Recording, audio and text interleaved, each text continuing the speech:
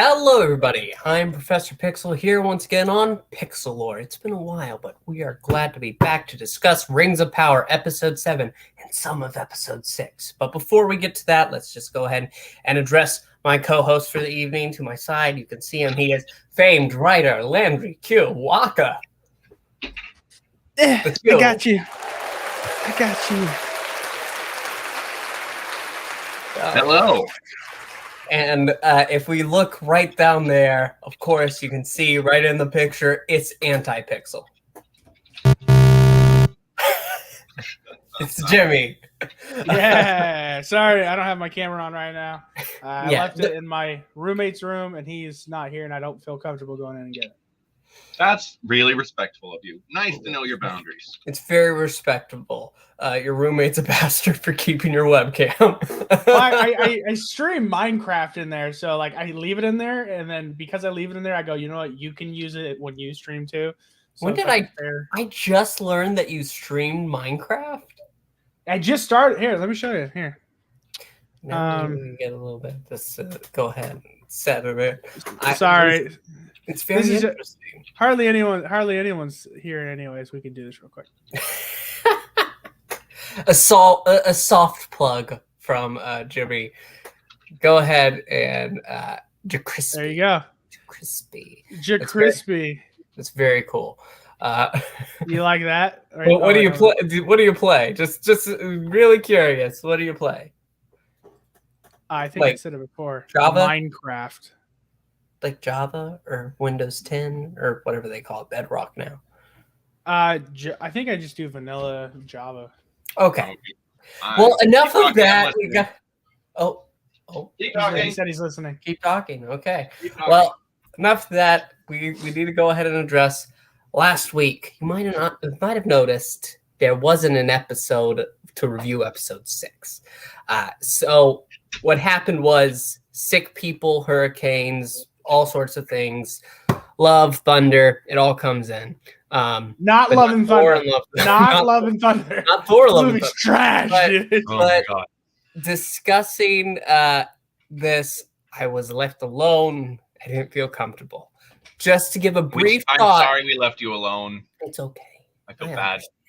Sorry, I felt uncomfortable too. I had to call my mom to pick me up. What?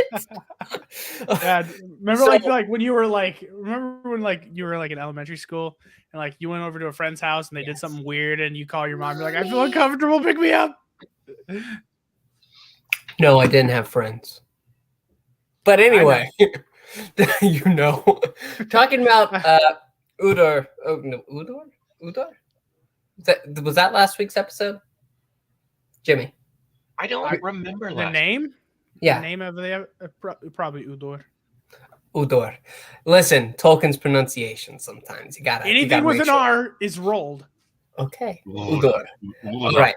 So I was not a fan of that episode. Just start off with episode 6. It's this one long battle, and Galadriel and all of Numenor just comes in, sweeps through at the end. But honestly, that entire episode, I'm not a fan of until the end, where we get the dramatic reveal of Mount Doom just going ahead and decimating the Southlands. I love that. The only thing worth watching in the episode for me was that 5 minutes. If somebody had sent me a YouTube video of that, I would have been set, because the battle is pretty much pointless. You lose no one meaning, and everyone feels safe. Even when they're damaged, they feel safe. And that's just kind of disappointing to me. That's how I feel. And Landry, Mordor is a safe space, guys. Mordor is a safe space. As we agree. All know. I can't say that I agree with you completely in that I didn't find the episode very memorable. I will grant I was not watching it from the best headspace, which is a thing that really can affect your enjoyment of something. If you're watching something and you're not in it because of something else going on in your life, it's hard to judge something fairly. But that said, I just didn't really, I didn't find it memorable. I didn't find it exciting. It didn't engage me, except the river flowing into the volcano, which was amazing. Based in scientific fact, volcanoes do work that way. I thought that was great. I loved that. That was it, though. That's all I really remember from the episode. I loved, like, it's a small thing on the map, Mount Doom. If you look at maps, like in the Silmarillion, Mount Doom isn't called Mount Doom. It's called Adurian. And that's they called it in the show. And the people who, like the normies, are gonna go, oh, it's probably just a mountain. Yeah, cool. But anyone who like read some of the Silmarillion would be like, this is not good. Well, as soon as somebody says, oh, I always wanted to see the mountains, like, oh no, foreshadowing. I knew at that moment when somebody called out, oh, look, mountains. I'm like, oh, it's all bad now. I knew. Yep. And like I knew what they were going for. I could see it coming together at the end there, and I knew, okay, here we are. I know our place. But with all that being said, overall, episode 6 wasn't a fan. But we're here to discuss episode 7, and it is a complete 180. There is not a single bit of this episode that I dislike, even Galadriel. Galadriel in this episode, anyone who has cracked a Tolkien book is offended by the show. I don't know. I have 4 of them right there. I have 1, 2, 3, 4, 5, 6, 7, 8. And I'm not offended by the show. I find some things that they do upsetting, like very upsetting. Like what happened in this show yesterday. They killed Celeborn. Galadriel's husband is now officially dead in the show, which pisses me off because he was one of the most intelligent. I think he was considered one of the wisest. We lost him. Third age. Okay. Well, yes. No. Let that sink in. Third age. I know. Who went? Okay, we're all having a moment for Celeborn. Rest in peace. Pour one out for our homie. But at the same time, I'm glad they addressed him. Because everybody was talking about it and not a single thing. And everybody was saying, oh my gosh, they're throwing Galadriel at Halbrand and blah, blah, blah. I didn't see that. But that aside, with how they addressed it and how they made it a moment for Galadriel in this episode, it's really strange to feel this way because I've hated her appearance in the show in every episode thus far. And you can go ahead and check out my old reviews. I cannot stand her. But here it's just, I really, really like it. I have a stretch collar. Yes. Well, guess what? It also has the Golden Girls. So it's one of those things, you got to pick which aspect is important here. I've never seen that show. What the fuck is wrong with you? And you know what? It was coming out. I think I was like 15 when it came out. So I was never going to watch it. I'm like, no, why? It was new. It was a new show. I'm like the age of Blanche or something now. I am so offended. That's offensive. I was busy when I was 15. I had stuff to do. I don't know what to say. This is a revelation I did not expect. But yeah, no, sorry about the stretch. We'll save this for Golden Girls reviews. We'll review it. You will talk about how you like it, and I haven't seen it. Why do you keep talking about it? Nursing home TV, don't watch it. Okay, well, I'm offended on 2 levels now. But speaking of this episode, Galadriel. Hey, wait! I don't know if you saw. Nikki said you have also a stretch collar. Yeah, so that she can't, because it's that commercial when your V-neck is looking like a U-neck. That's yesterday. Yeah, that's what's happening here, and I can't throw away this shirt. I'm not going to throw away my Golden Girls shirt. The squad. Yeah, you always stick with your squad. They're right here. They live in my heart. Right. All 4 of them now. Like Rings of Power. Can I say that I thought it was weird that the costumer decided that the leader of the Harfoots should have a ring on a string or whatever, on a leather strap. He's wearing a ring around his neck. Did you notice that? And I know it's nothing. It's not a magic ring. He's not suddenly, oh, he's had the one ring the whole time. That's Sauron. It's him. But it's like in a show where rings literally are rings have power, and the show is called Rings of Power, and the only ring we have seen is hanging from a Harfoot's neck. I'm like, seriously? Oh my God, there is only one episode left. We haven't even started on the Rings of Power. No, that's it. We just saw it. That's the ring. The ring. That's the one ring. There we go. It's the Harfoots the whole time. So, with the Harfoots, I want to talk about that because I love them too. I was very mad at them, but I love them too because they have the stranger with them, and the stranger, they go ahead and they finally caught up, but they smell something burning from Mount Doom. Rocks were just blown all over the place so far. Your land. Yes, so far that it reached the Harfoots and it has corrupted the land around. The stranger, he goes ahead, tries to heal up the tree. Like, you can tell that's what he's doing. And the stupid Harfoots, they're all gathering around. Giant tree falling apart. Like, it's brittle. It's burnt. And yet you're going to stay there. Well, they're not very smart. I mean, you want to know what's cool about that? That's actually true. That would happen with those. Oh yeah, no, that is how you heal trees. No. That is how you do it. No, I meant like it's science, dude. I meant the volcanic rocks getting shot all the way over there. Because when Mount St. Helens blew, tell me about it, Jimmy. That was the far side of my state. That was where were you, Jimmy? Oh, I wasn't alive yet. What? Can you give me a minute, Landry? No. 1 second. No. Okay, so it's on the other side of my state, and which is about 600 miles away. No, that's not right. No. 300 miles away. How big is Washington? It's pretty huge. But what other? So I think it's around 300 miles. I'm so confused about this conversation. When it shot its top off, the ash actually made it all the way to the other side of the state. Jimmy, the ash made it here where I live. It was everywhere. I was alive. I was at like 12 or something for that. It was a big deal. All right, cool. I guess I'll just shut the... No, you get no stories about Mount St. Helens.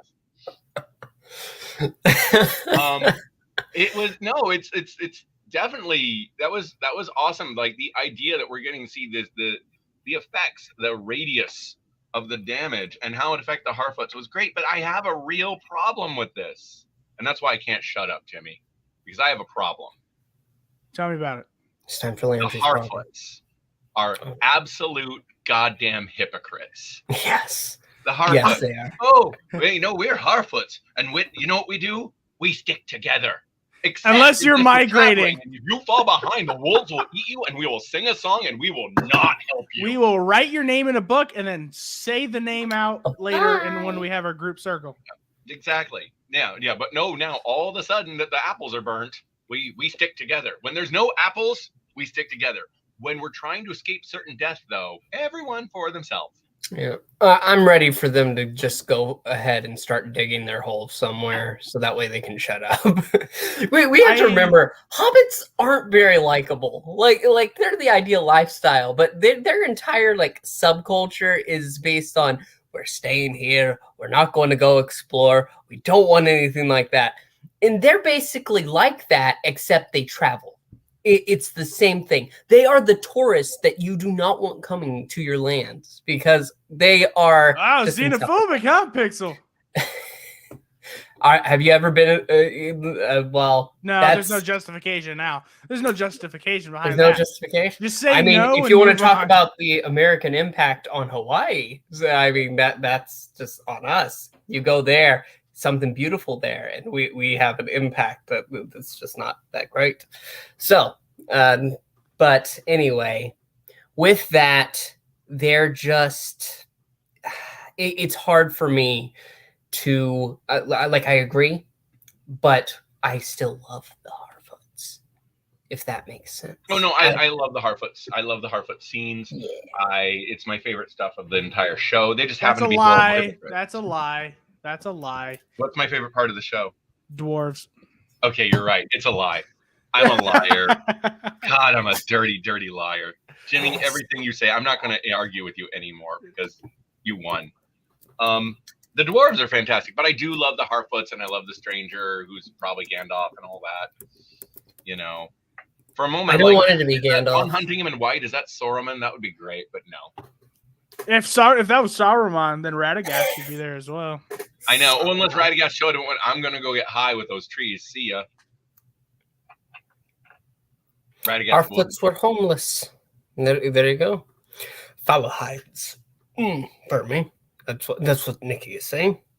But what I am, I do want to talk about the dwarves because this episode actually really gets to highlight Durin and Elrond because Elrond revealed, hey, we need your mithril to heal our trees.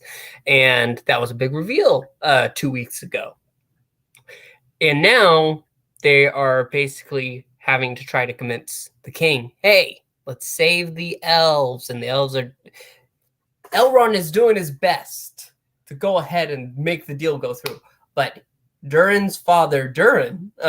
Durin the Third. Durin the Third. I hate it. Well, guess what? It doesn't matter. He loses his name. Well, he doesn't lose his name, but you know what I mean. He's now Greg. You know, his secret name all along, Greg. But the relationship between Elrond and Durin the Fourth, it comes together just so perfectly in this episode. They are brothers, and he says as much to his father later on when they find out they've been trying to dig brothers with an elf. You're no son of mine. Racism.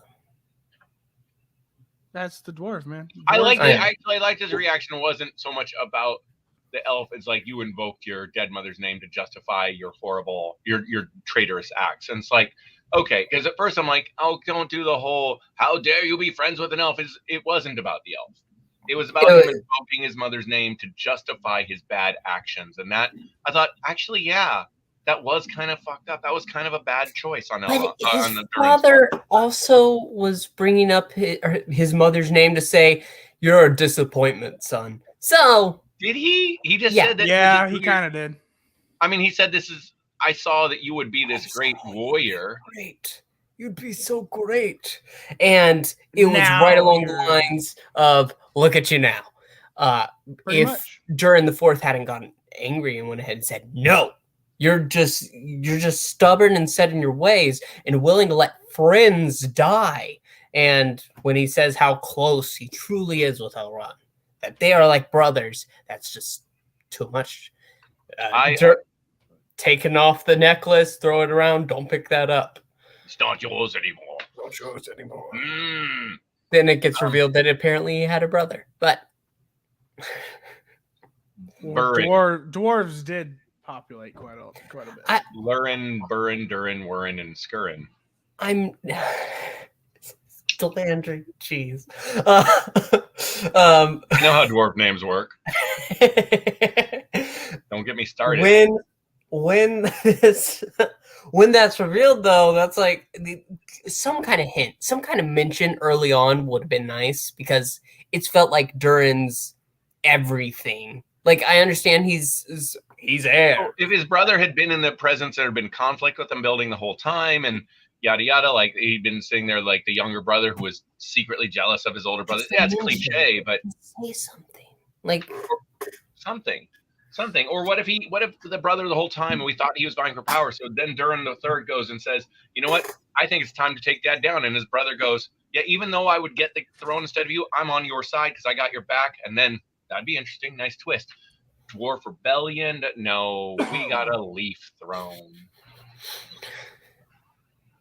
I am of the belief that the Stores were descendants of men and dwarves. So I mean, whatever your fetish is, but you know those bearded ladies. I'm not judging. I'm not. Hey. This is a safe space. Oh my gosh, what's that? Judging. What's that movie? That movie with Norm Macdonald, Dirty Work. The bearded woman. Have you ever been with a woman with a beard before? It'll rock. Oh dear. It'll rock your world. So Then like after that, Disa is kind of like basically saying, "Oh, you're gonna get the throne back." This is and when I we're gonna- knew Lisa was Sauron. No, stop. Landry, jeez. Go. Your funny has been cooped up for about a month now, and it's finally released, and it's excitement right now. We're gonna have to blame I'm Nikki. happy to be a little happy. Good. Nikki egged him on. Nikki brought out the dark side of Landry. There we go. I'm just gonna let you talk. I said I'd let you talk. I'm letting you talk, Jimmy. No, I'm done now. I don't give a shit. Yeah, no, I mean, Disa does go ahead and say, "Hey, by the way, have you thought about killing your family?" No. If you thought about insurrection, though, just a little tickle of insurrection. Sweep it. We can use the elves' help. I think that would be a cool thing they did. But I mean, it's not even close to Tolkien, but it'd just be a cool idea. I mean, none of it. Like, I'm fine with it not being. They can just go off and do their own thing. It's got dwarves, it's got elves, it's got magic rings. I don't really care if it connects to Tolkien. Everyone's so concerned about that. It's like it's still magic rings and dwarves and elves. And Hobbit-like things. Like, I played the hell out of Dungeons and Dragons in the 70s because it was like Tolkien, even though it wasn't Tolkien. I'm not going to criticize this for not being perfect Tolkien. Who gives a shit? Why? Okay, wait. Giving it to men and men giving it to dwarves. I'd rather watch one of the dwarves giving it to men. That's funny. That, I guess. I'm trying to work out the logistics of who's giving it to who here. We're going mining for jewels. The caves of Khazad-dûm. That's right. You know what a dwarf does in a cave. We have a brown mountains right now. So, I think it is an interesting theory, and I'm going to give it a thumbs up. That's not a theory. That's a fantasy. And we will dig. Nikki. And we will dig. Welcome Cheers to to chat, that. Nikki. Welcome to the chat. I don't know who you are, but stick around. I don't know either, but this added some flavor that I wasn't expecting. I know we were just. But the dwarves, they talk about their origins. They talk about who made them. Yeah, they do. That was nice. That was weird because that was a name for Eru Ilúvatar I have not heard. So I don't know if that's a true. Wait, what was the name they said? Adure. But I didn't think Ilúvatar made the dwarves. He sculpted them. I didn't think. I thought it was a different. It was one of the angels. Let me look. What's that? Yeah, I didn't think Ilúvatar made the dwarves. Sculpted the dwarves. I don't know much about the first Alue. Yeah, you're right. The people were right. I thought it was God of the Smiths, right? The rising of the children of Ilúvatar, elves and men. But it was the Vala Alue. Yeah. I don't know much about the first age, but I can tell you about the second age. I don't know much about the second age, but I know more about the third age. No, hold up. The dwarves weren't awoken until, I don't know, like the first age or something. But were they sculpted before that, like the time of the tree? Yeah, that's my understanding. They were created, and then the creation sat for like a long time, and then they were awoken, something like that. And isn't the creator? Isn't that the angel of smithing or whatever? That is that Saruman and Sauron were both connected to, as subservient to. I can look up real quick. And then let's get back to this fascinating question of the Hobbit origins. The porn? Oh no. I think we need to go ahead and address. Actually, there was one part of this episode that I just realized. Yeah, you're right. You're right, Landry. He was one of the Smiths. There we go. So my first day. My problem with this episode is not the Harfoot's hypocrisy. They're just naturally stupid. Yeah. My problem was the Queen Regent. And it's not actually anything with how she acted, anything with that. Really? No. My problem was not even after she got blind and all her people. Yeah, that's my problem. A lot of her people died, and then she was like, "We got to return home." I'm talking about this episode. And then Elendil was like, "We got to return home." That is this episode. All of her people died last episode, Jimmy. Well, they died between the two episodes. Listen. What I'm saying, Pixel. Don't be so narrow-minded. What I'm saying is, even after most of her people died, she's blinded, and then Elendil's being a crybaby about it, saying, "We got to go. We have to go. We shouldn't have come here." And then Galadriel walks up to her and is like, "We can do better." And she randomly feels her face, and then was like, "You know what? You're right. We'll be back." You're like, it's a little weird. Oh my god! Like that is a thing for people who are blind to go ahead and feel. Yeah, but this is like she felt that 12 hours. Yeah. 12 elven tears. Okay, in all seriousness, and I actually mean that for a change, I had to. It's totally projecting interpretation because I don't think this was implied or implicit or even necessarily intended, but it read to me like she feels the tears on Galadriel, and that was the humility we had not seen in Galadriel during any of their interactions before.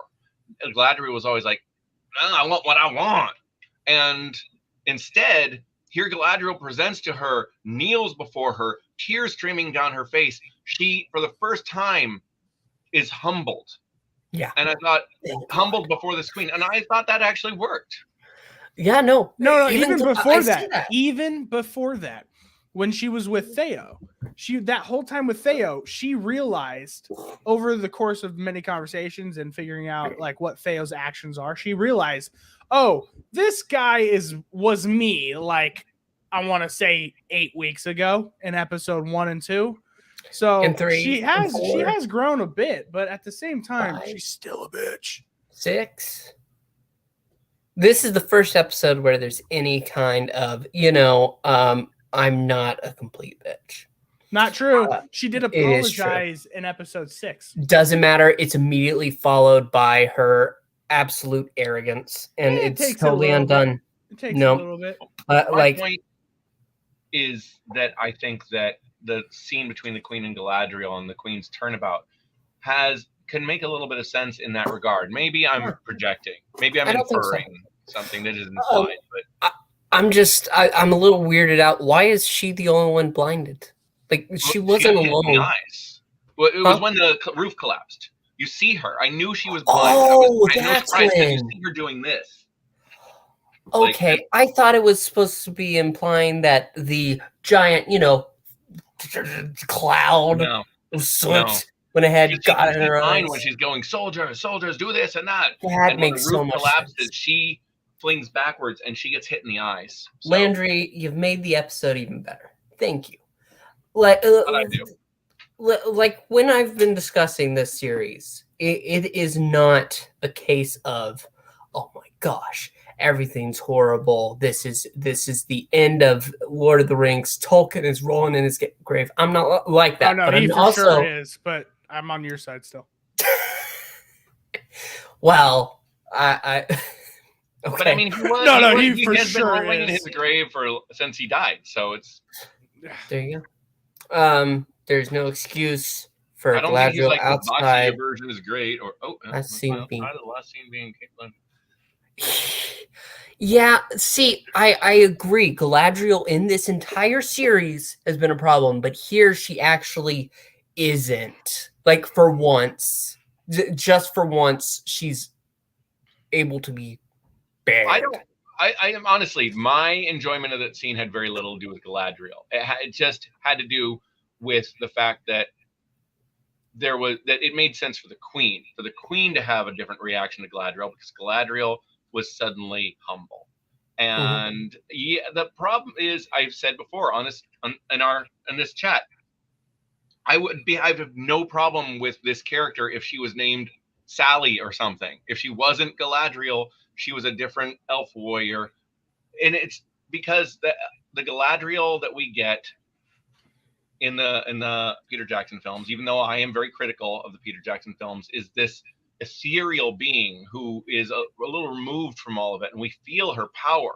Kate Blanchett's performance is excellent, and she just radiates wisdom and ancient like power in a very peaceful and quiet way, which is a great counter to the threat of Sauron. This Galadriel is just like, oh, I want to fight it. Yeah, and I just like you go. Oh, sorry, just reading the comment. Galadriel preaching temperance at this point is so unaware that it's not even funny. It's no, like I said, who is she talking to? I'm not sure. I don't think any of us was she talking to me with Theo?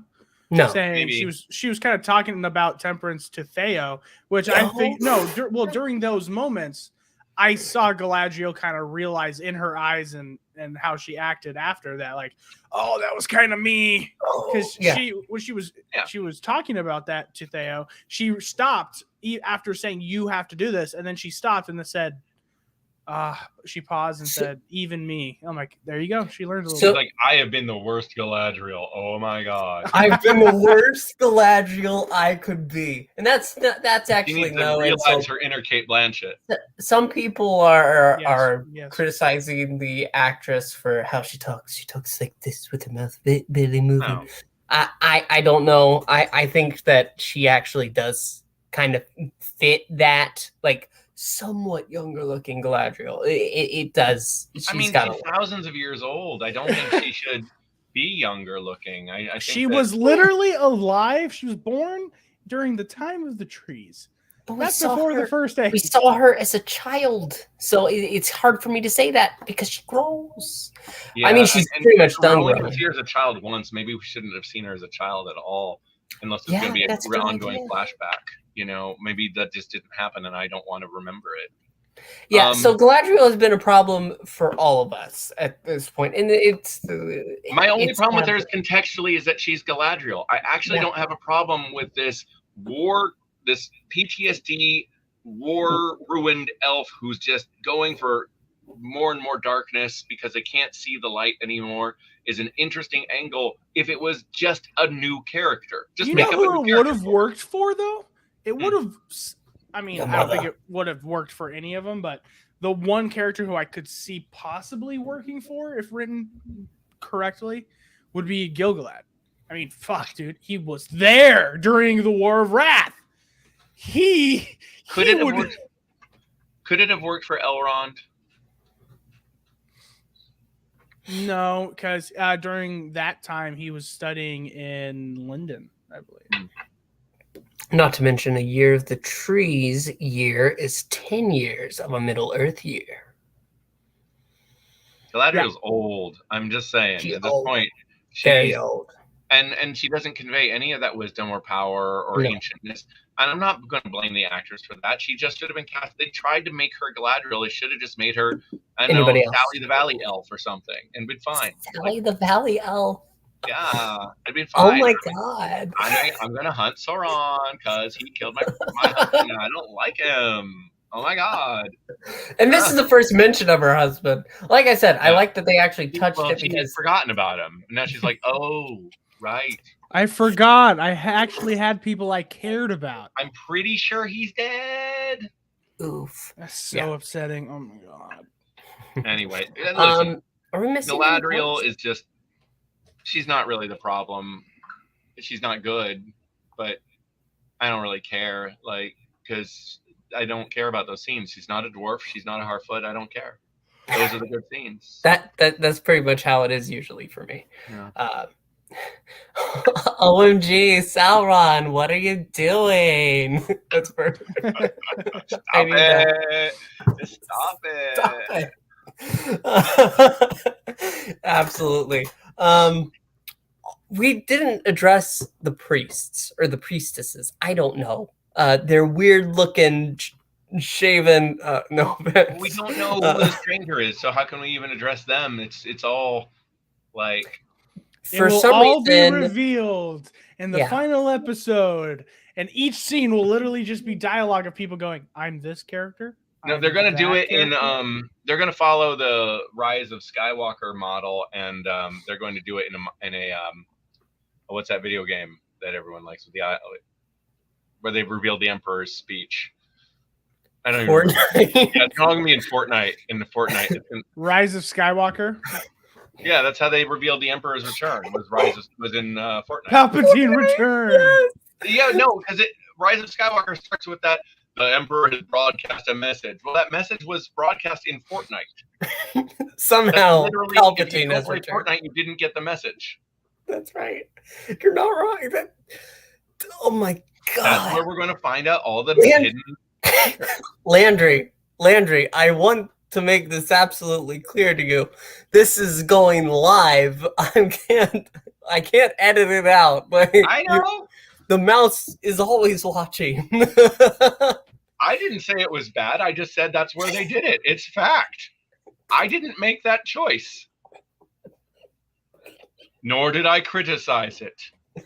That's a key point. Lawyer's going to have to point that out. I said nothing wrong. I simply said that is a choice they made.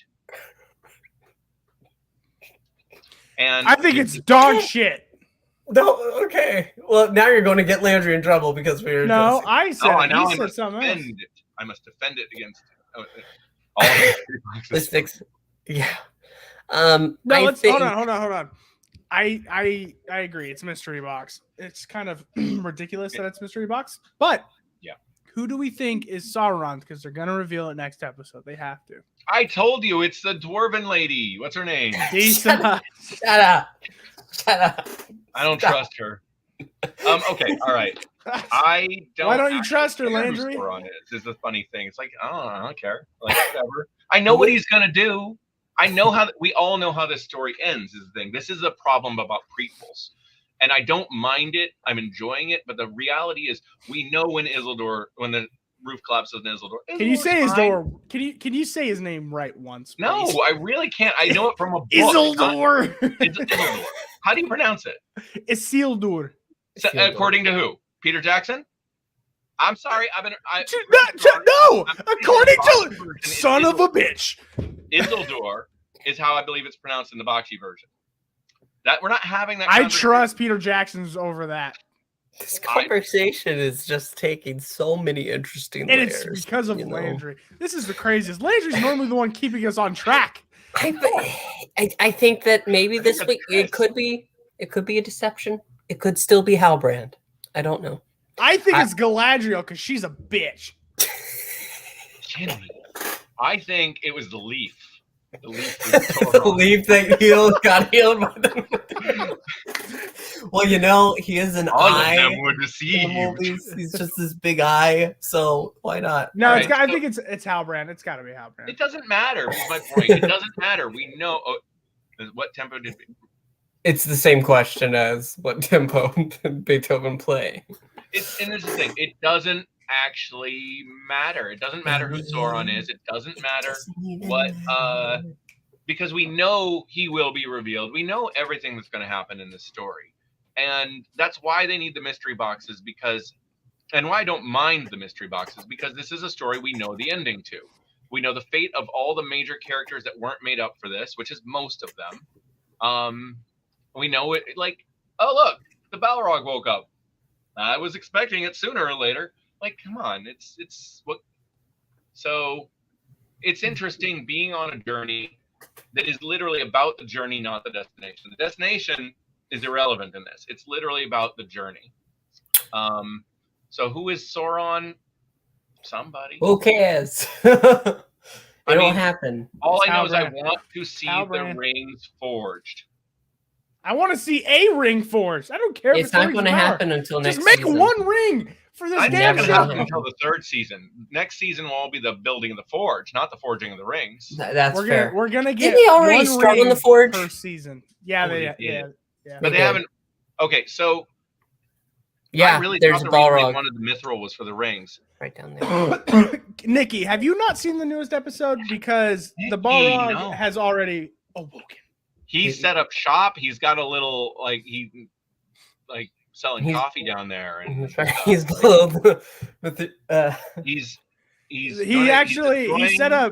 set up a Taco Bell down there because that shit is fire. Well, I was gonna say a donut shop because he's giving all the dwarves diabetes. That's how his plan works. and it's very evil. It's very evil. They were so healthy before. The point is Nikki. I'm going to look at you. Nikki, watch the episode. Don't listen to us. That's not how you do it. Join us. Watch the episode and then talk to us about it. This is not how you do things. Also, watch the episode and make up your mind for yourself, because I've read a lot of Tolkien. Weird. And like I'm not upset like I don't know Nerdrotic or all those people are talking about it. I don't care. I'll make up my own mind. Yeah. Listen, I've enjoyed this because again, it's a epic. I grew up. Go and watch freaking Beastmaster, and then watch this and tell me which one is better. I grew up in an era so just desperate for any sword and sorcery television or movies of quality, and we got so little that I am always going to be like, yeah, it's good. It's got dwarves. I'm happy. Like, watch Hawk the Slayer, which I love. It's not good. It's horrible. Like, it's disgusting. I love that movie. I love that movie. He's so old, Nikki. He's so old. He had to watch his dwarf porn via magazine. God, you're not wrong. Laserdisc. Dude, I almost bought a Laserdisc. A Laserdisc of dwarf porn. I almost bought a Laserdisc a couple years ago, by the way, because I used to have a Tron copy of Tron on Laserdisc. It was the superior format. I almost bought it because I saw the Laserdisc of Alien and Aliens at a thrift store, and I was like, oh, it's so tempting. I watched it, and I'm already on my third cycle of the film. The Silmarillion. I don't know. Silmarillion. He did have to draw his own dwarf porn. It was very important. Look at my industry. I make comic books because we had no dwarf porn, and so we made our own. No, this is funny. I was just talking about this. The first publisher I worked for was a furry publisher. No, please stop. I did not make furry comics. It was me and Eric. We were making like this all like slice of life autobio type comics, but the publisher, every other book they did was furry. And so we did a signing like 1992, and we're sitting there, and it's all these people in fox and dog costumes and cows and wolves. I'm like, what is happening? Like, so it was a dark time. It was a dark time. Very dark time. Yeah. And so I'm happy to have Rings of Power because it helps me forget the pain of the time I worked for a furry publisher.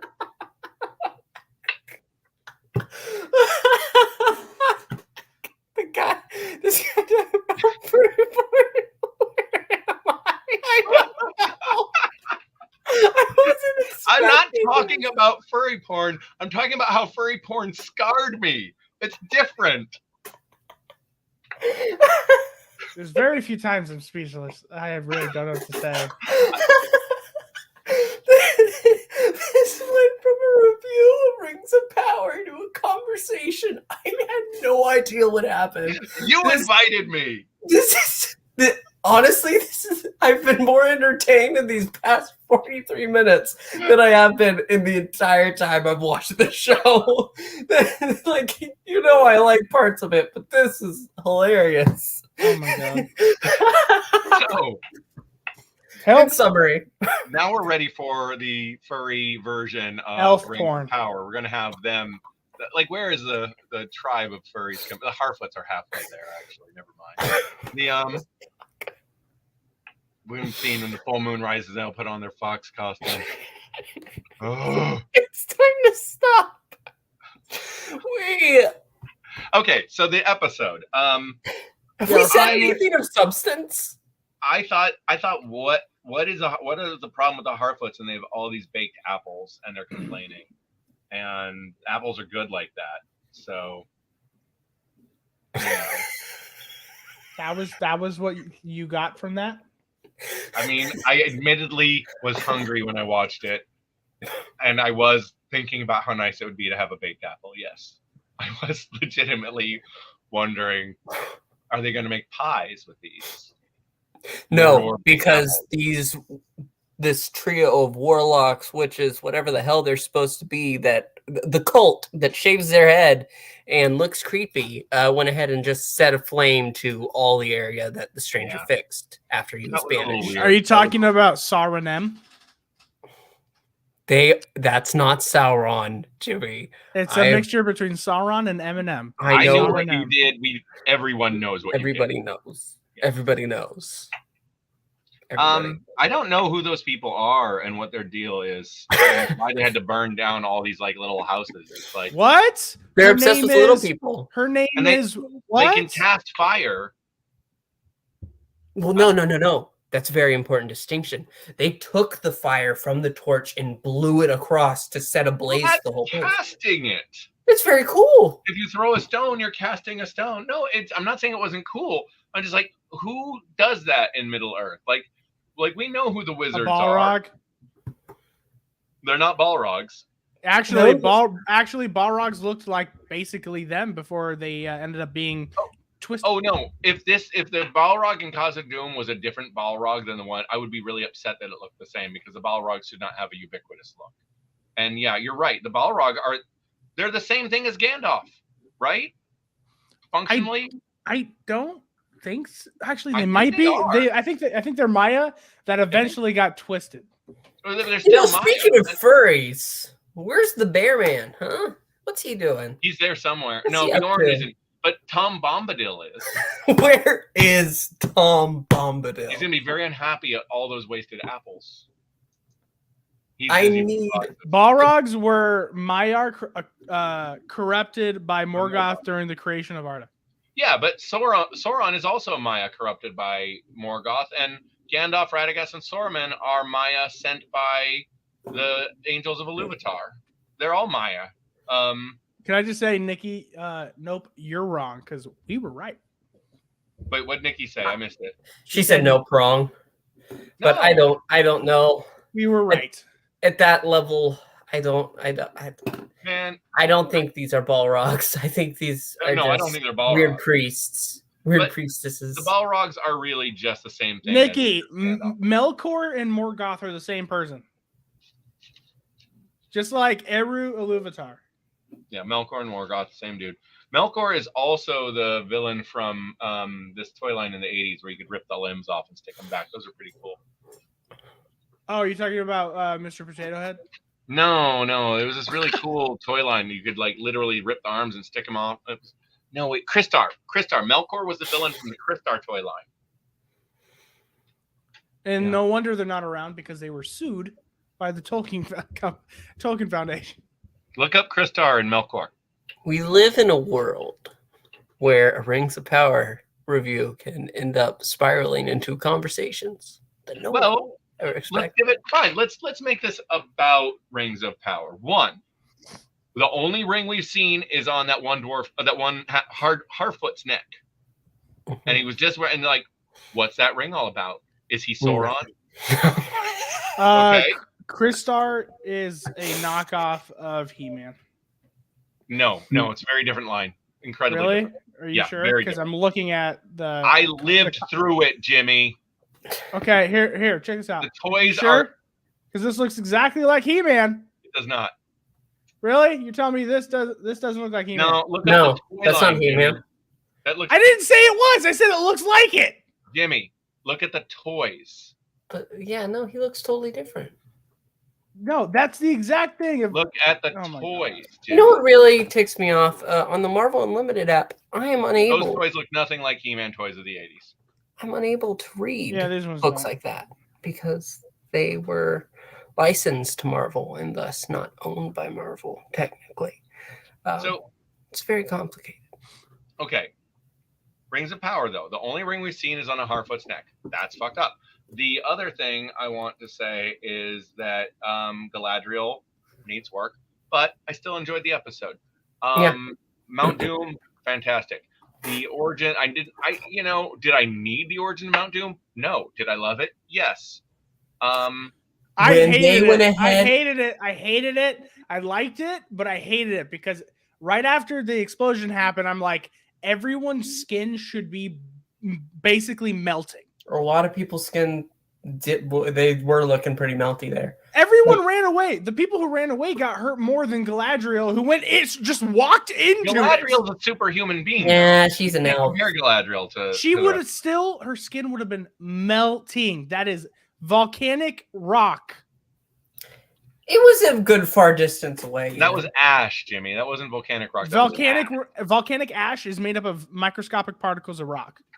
But it's not volcanic. I mean, it's not molten. Yes, stuff. it is. It's just it's not molten. It just got shot out. It's still going to be hot. Yeah, warm, maybe. That's everybody else's problem. They just have to deal with the dust. It's just I can't even cope with you guys today. So, but no, I did love the end, the reveal, as it were. Southland, because it was a name.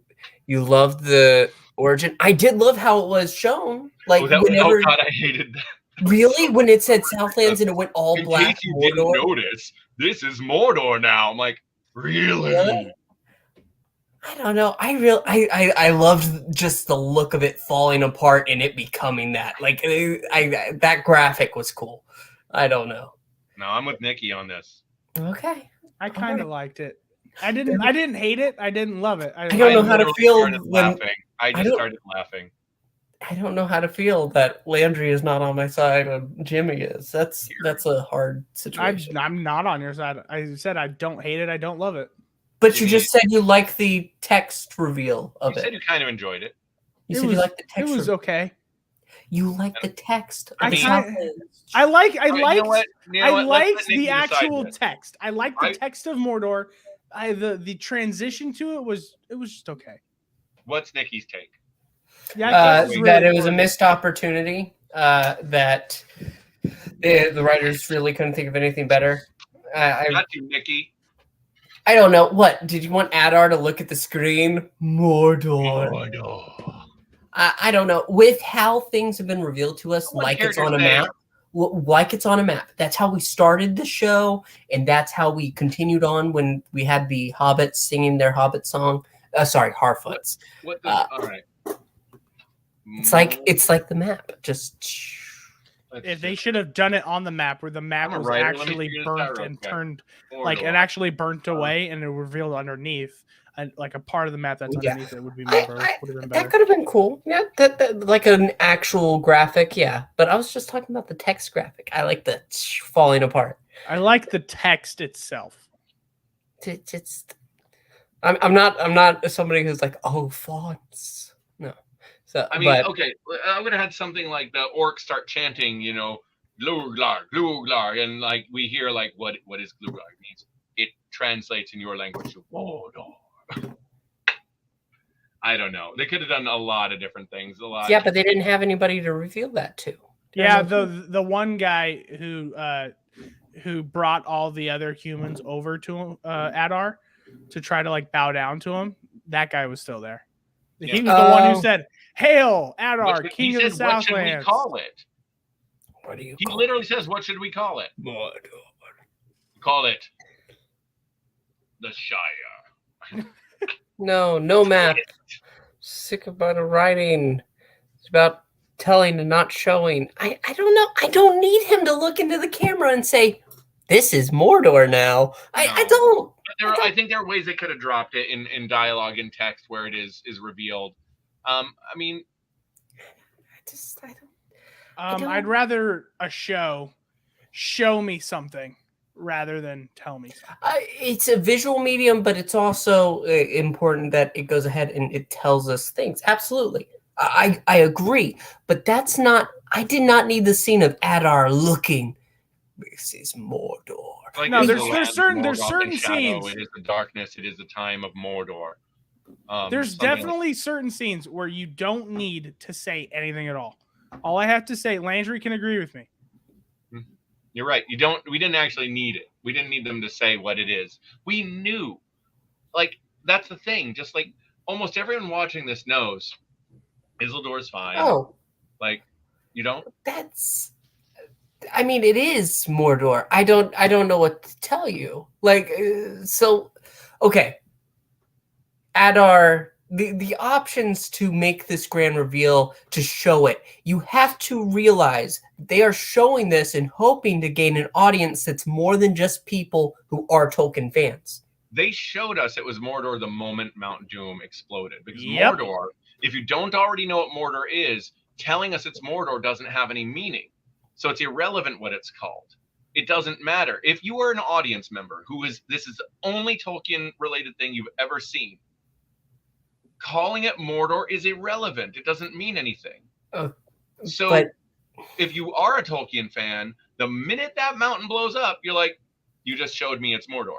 Okay, I should expand. This is also for people who have just seen the movies, the Peter Jackson films, which I know that you gotta give something more to go ahead and make sure that is clear to everybody. We're all on the same page here, and oh no, I know it's dumbed down. It's a bit of dumbed down, is what I'm saying. But I just don't think we needed it. If you have we don't need it to be dumbed down. We don't, whether we need it or not, it was. And I think that anyone who's read the books or anyone who's seen the movie, and especially anyone who has read the books and seen the movie, knew them from the first episode when they showed where they were going. Oh, they're going to Mordor. Okay. And when the volcano blows up, it's like, oh, now it's Mordor. Got it. Like, and then having it say on sign, Mordor. Yeah, I know. For the people who didn't get it, just saying Mordor doesn't mean anything. You'd have to explain what Mordor means. And what does Mordor mean in their culture? What does a name mean? Does it mean some, like, the shadow of darkness? Does it mean the sky of fire? Like, I'm not saying I know what it means, because I don't. I'm not that deep.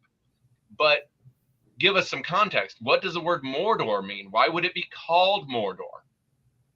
If you're going to tell us with meaning, literally. And I'm not even joking around on this one. If you're going to tell something, the telling should have relevance and meat. But they didn't give us that. They told us a name without any context of why we should care, which only means it only works for people who already knew what Mordor is, which is bad writing.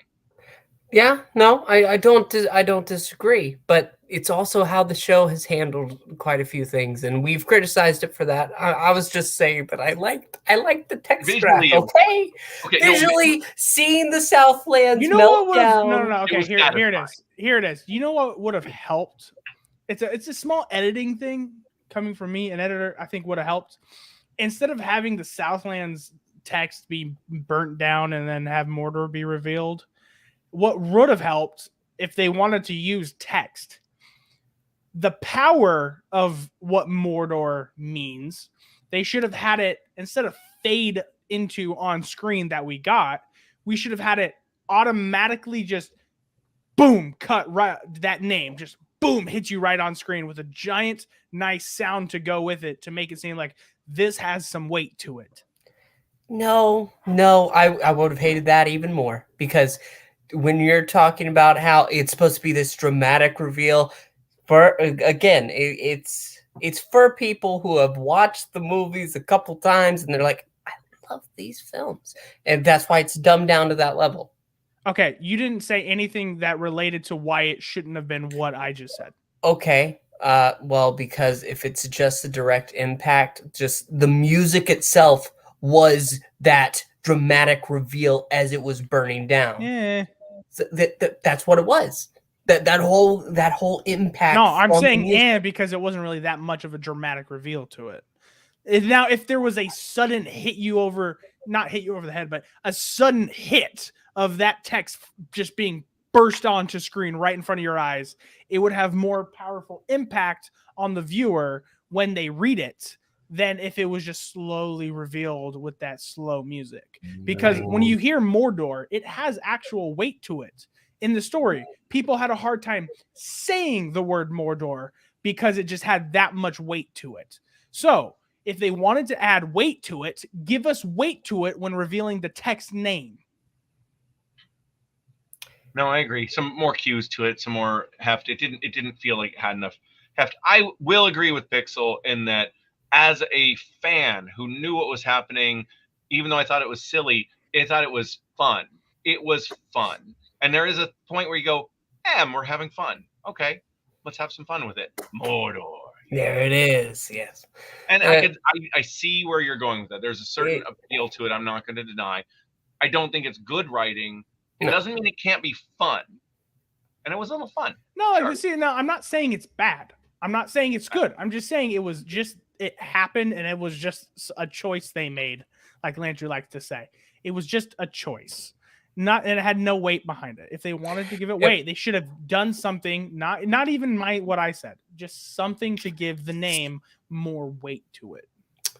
So, I mean, overtaking the Southlands is pretty heavyweight. But anyway, I meant revealing the name, dude, not just. I mean that it was overtaking it. But anyway. I think we covered this episode. I think we talked about the one ring we've seen, which is all that matters. One on the dwarf porn, furries, and the name of Mordor. I just gotta say, have you read The Hobbit? That's filled with like 15 songs throughout. And then have you read Fellowship of the Ring with Tom Bombadil? The entirety of Dungeons and Dragons was a world having fun with Tolkien's writing. I mean, that's where so much of it comes from. Yeah. But that's why it's Dungeons and Dragons and not Tolkien. But and this is Rings of Power, not Lord of the Rings. I'm going to repeat that. I have the ultimate just stamp. Tom Bombadil is the most random character that you could throw in. I love him, and I grew to appreciate him because when I first started reading that, I was like, what the fuck is this? My biggest criticism is there's not enough goddamn singing in this goddamn. That's what I was going to say. How many dwarf songs have we heard? Not one. No one's singing about broken dishes in a Hardfoot home. Where are we? Don't have homes. That's what Bilbo Baggins hates. Where is, if you want true Tolkien, everyone should be spouting poetry all the goddamn time. And, we need more scenery and walking. Lots of walking. We got walking in this episode. I mean, the Harfoots do walk a lot. The Hardfoots walk. They had a whole bit where they were singing. Well, one was singing while they were all walking. And I appreciate that was the most Tolkien moment we had. Nikki. You're partially correct. He wrote The Hobbit. He wrote The Hobbit for his kids, and then Lord of the Rings he wrote for himself with like a little more adult take on it. He wrote and then he wrote the Silmarillion as his lifelong story. Yeah, the Lord of the Rings was written more. I would argue more for his adult son than for himself, because they wrote so much of it as a back and forth, and he would send him the new chapters to proof while he was at war. The Hobbit is a kid's book, but I mean, there's still the Lord of the Rings books is still filled with singing and poetry and silly, goofy stuff, and lots of it. I mean, again, Tom Bombadil. I mean, Treebeard. Dude, literally the most, my opinion, the most powerful song ever. Well, not ever written, but I mean, like written in Tolkien's work was Gimli singing the Song of Durin while they were in Khazad-dûm. Oh no, that was great. In the totally dead city, the greatest city of the dwarves have ever made, and it's totally dead. And he's singing the Song of Durin. That's the most powerful song. Jimmy, this is why, maybe not that exactly, but there's an aspect to that, a reverence to it in that bit in the books that I always found was lacking in the Jackson versions. And that Gimli in the Jackson version is like dumbstruck that it's not a hall filled with mead and like light and glory. In the books, it's very different, as you know. Gimli's expectations. The Bakshi version serves the books in Gimli's response to Khazad-dûm better than the Jackson films, as I'm going to say. Whoever wrote the theme for the One Ring for the Jackson film took my breath. Howard Shore is a damn genius. He wrote the music, the theme music for Rings of Power, which is the only music I look forward to in this series. And then Bear McCrae did the rest. Bear McCreary. I didn't like. They've done some good work on Battlestar Galactica. Walking Dead, dude. That theme is now a cult classic, man.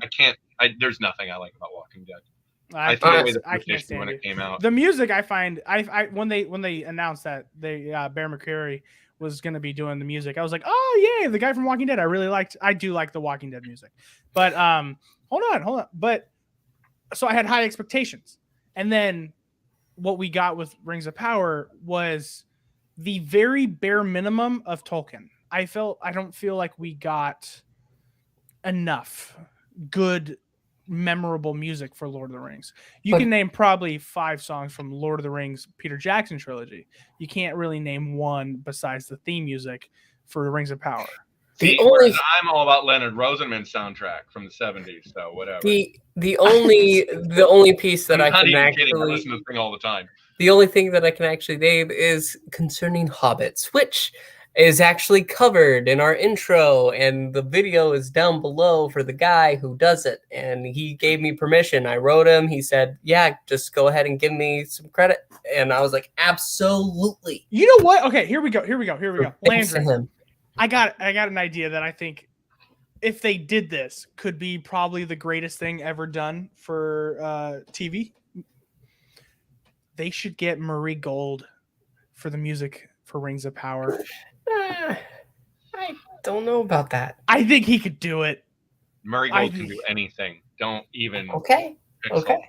Pixel. Sorry. Listen, I'm not in my Doctor Who mode, so I can't go ahead and say, yes, Murray Gold, dude, everything. No. I watched a show by Russell T Davies. I want to say a month ago called Years and Years.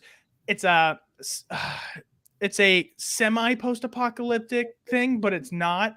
It's what if Trump actually did just release a nuke, and what are the ramifications after that? It is absolutely fan-freaking-tastic. But Murray Gold did the music on it, and it was stunning.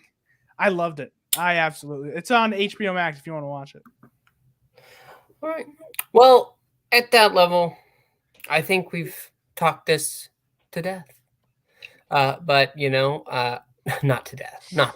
Nikki, thanks for joining us. That's right. Thank you to Nikki, the one faithful viewer.